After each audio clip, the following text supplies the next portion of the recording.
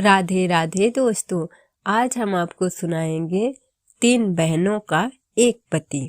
कहानी अच्छी लगे तो लाइक, सब्सक्राइब और कमेंट करके जरूर बताइएगा। वंदना, रीति, नीति, प्रीति, ये तीनों बहनों की कहानी है। वंदना, रीति, नीति, प्रीति, कहाँ हो? चलो अब खाना खा लो। रीति, अभी आते हैं माँ। वंदना की आवाज लगाते ही उसकी तीनों बेटियां रीति, नीति और प्रीति अपने घर की तरफ बढ़ती हैं। रीति हमेशा बीच में चलती थी और उसके दोनों तरफ कंधे पकड़कर नीति और रीति चला करती थी। दरअसल प्रीति और नीति देख नहीं सकती थीं और रीति देख तो सकती थी, पर वो पैरों से लाचार थी। तो रीति वैसाखी के सहारे थी और नीति और प्रीति रीति के सहारे। वंदना कितनी बार कहा है, ज्यादा दूर मत जाया करो। नीति, रीति दीदी है ना हमारे साथ। वंदना, अरे कब तक तुम तीनों साथ रह पाओगी? एक दिन तो तुम तीनों को अपने अपने घर जाना ही होगा, फिर क्या करोगी बोलो? प्रीति, तो फिर हम शादी ही नहीं करेंगी। रीति दीदी का कंधा पकड़कर ऐसे ही चलती रहेंगी हमेशा। वंदना का कोई बेटा नहीं था, बस तीनों बेटियां थी और वो भी अपाहिज। वंदना को इस बात का बहुत दुख था। वंदना का पति श्याम एक छोटा किसान था और बड़ी मेहनत से अपना और अपने परिवार का पेट पालता था। फिर एक दिन वंदना, रीति कहाँ हो? रीति, माँ मैं रोटी बना रही हूँ। वंदना, अरे सारा दिन तू ही काम करती रहती है, अपनी दोनों बहनों को भी तो कुछ सिखा। रीति, माँ मैं हूँ ना, और वैसे भी वो दोनों कैसे करेंगी? वंदना, ऐसा नहीं है मेरी बच्ची, जब तू अपने घर चली जाएगी तो इन्हें भी तो ससुराल जाना पड़ेगा, फिर कैसे काम चलेगा? अंधे भी तो अपने हिसाब से काम करते हैं ना, और हम कोई अमीर घर से तो है नहीं कि ये काम नौकर चाकर करेंगे। रीति, पर माँ वो कैसे कर पाएंगी? आप खुद ही सोचो ना कि अगर आप देख ना पाओ तो आप कैसे पता करोगी कि कौन सी शक्कर है और कौन सा नमक? कैसे पता करोगी कि कौन सी मूली है और कौन सी गाजर?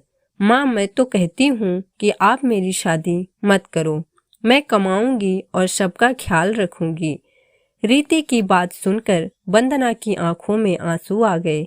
ये बात नीति और प्रीति ने भी सुन ली और वो दोनों भी चुपके चुपके रोने लगी। फिर उसी शाम रीति, माँ पिताजी मैंने सोच लिया है, हम तीनों बहनें या तो शादी ही नहीं करेंगी या फिर हमारी शादी ऐसे घर में करना जहाँ 3 भाई हों।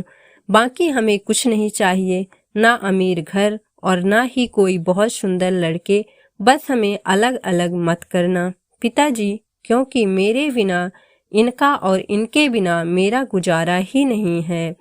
रीति की वो बात श्याम और वंदना को लग गई और फिर एक दिन श्याम भागा भागा घर आया। श्याम, अरे सुनती हो, एक खुशखबरी लाया हूँ। वंदना, क्या है जी, जल्दी बताओ। श्याम, वो किशनपुर है ना, वहाँ किशोरी लाल जी का परिवार रहता है। उनके 3 बेटे हैं और तीनों ही कुंवारे हैं। वो अपने बेटों की शादी करना चाहते हैं। इससे बढ़िया मौका नहीं मिलेगा। अगर उन तीनों लड़कों से अपनी बेटियों की शादी हो जाती है तो वो हमेशा साथ रह सकेंगी। वंदना, पर वो हमसे रिश्ता जोड़ेंगे क्या? वो तो। श्याम, अरे यही तो बताना है तुम्हें, अब इसे भगवान की लीला ही कहो। वो तीनों भाई भी जरा कम देख पाते हैं, इसलिए शायद वो मान जाएं। वंदना, अच्छा तब तो आप फटाफट बात चलाओ। अगले ही दिन श्याम किशोरी लाल के घर पहुंचा और उससे अपनी बेटियों के रिश्ते की बात की। किशोरी लाल ने भी रिश्ते के लिए हाँ कर दी और शाम से शादी की तैयारियां शुरू कर दी। तीनों बहनें भी बहुत खुश थीं। फिर शादी की तारीख भी आ गई, लेकिन फेरों से ठीक पहले किशोरी लाल, 1 मिनट रुको पंडित जी, इतनी जल्दी भी क्या है। किशोरी लाल, हाँ तो श्याम जी जरा दहेज का हिसाब तो समझाओ। श्याम, पर दहेज की तो बात ही नहीं हुई थी किशोरी लाल जी, और जितना मुझसे बन पड़ा उतना तो मैं कर ही रहा हूँ। किशोरी लाल, अरे तो हम अपने लिए कहाँ कुछ मांग रहे हैं, आप 3-3 बेटियां दे रहे हो। कल को बच्चे कहीं घूमने जाएंगे तो हर जगह ऑटो और बस के धक्के खाते फिरेंगे क्या। आप ऐसा करो कि एक ऐसी कार दे दो जिसमें 7 लोग आ जाएं, बस, बाकी कुछ नहीं चाहिए। श्याम, पर ऐसी कार तो बहुत महंगी आएगी, मैं गरीब कहाँ से ले आऊँगा। किशोरी लाल जी, किशोरी लाल, अरे तो अभी की बात कौन कर रहा है, हम आपकी 3 बेटियों को ब्याह कर ले जा रहे हैं। ठीक है, 1 महीने बाद आप कार ले आना, और अगर नहीं ले पाए तो अपनी बेटियों को वापस ले जाना। मुखिया, बहुत बेगैरत आदमी हो। किशोरी लाल, अपने बेटों की शादी करने आए हो या सौदा करने आए हो। किशोरी लाल, मुखिया तुम चुप करो, अगर इतना ही प्यार आ रहा है ना इन लंगड़ी और अंधी बेटियों पर, तो तुम ही ले जाओ इन्हें अपने घर बहू बनाकर। मुखिया, करा देता, पर मेरा एक ही बेटा है, और अगर 3 होते ना तो तुम्हारे सामने इनसे शादी कराता और तुम्हें जूते मारकर बाहर निकाल देता, इस गांव से जूते मार मार कर। किशोरी लाल, हाँ हाँ, तो हम जा रहे हैं, अब ढूंढ लेना ऐसा घर इन लंगड़ी और अंधियों के लिए जहां बिना दहेज के तीनों की शादी हो जाए, हम भी देखते हैं। मुखिया, बिमल बेटा इधर आ। मुखिया, श्याम भाई बताओ, आप मेरे बेटे के साथ अपनी कौन सी बच्ची की शादी करना चाहते हो, बताओ। रीति, मुखिया जी आपकी इस दरियादिली के लिए बहुत बहुत धन्यवाद, लेकिन हम तीनों अलग नहीं रह सकती। मेरी बहनें मेरे ही सहारे हैं, तो या तो हम तीनों एक ही घर जाएंगे या फिर कहीं नहीं।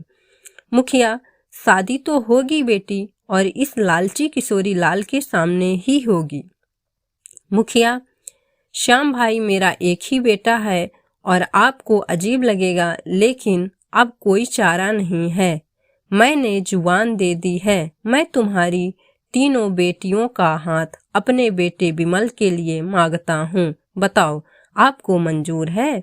मुखिया की बात सुनकर वहां हर आदमी हैरान था, पर तभी रीति के कंधे पकड़कर नीति और प्रीति मुखिया के सामने खड़ी हो गईं और उनके पैर छुए।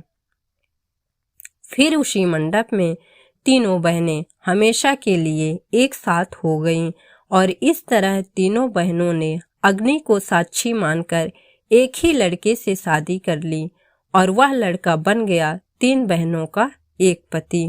और किशोरी लाल अपने 3 बेटों के साथ खाली हाथ वहां से बेइज्जत होकर चला गया। राधे राधे दोस्तों, कहानी आपको कैसी लगी कमेंट करके जरूर बताइएगा।